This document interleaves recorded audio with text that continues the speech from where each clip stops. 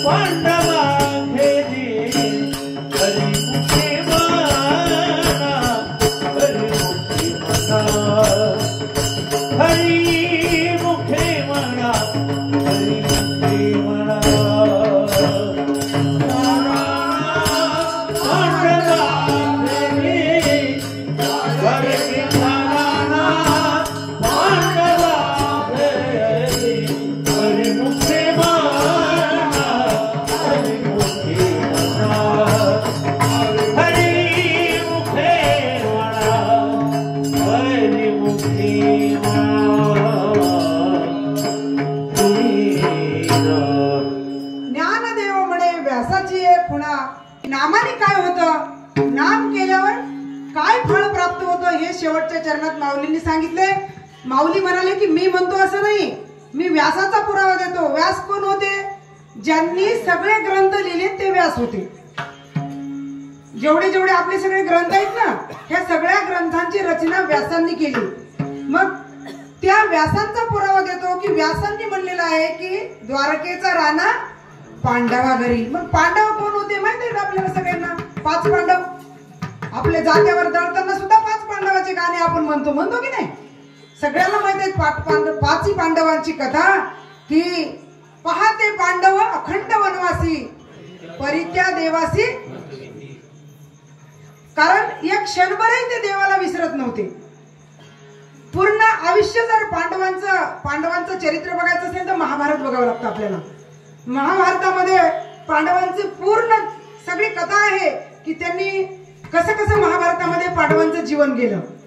आणि अशा ह्या पांडवांचं जर त्यांनी एवढे पांडव कसे होते त्यांच्या कुळाचा विचार केला, पांडवांची एक एक गोष्ट जर बघितली तर माझ्यासारख्या कीर्तनकारांना तर अधिकार पण नाही त्यांचा इथं उभं राहून विचार करायला.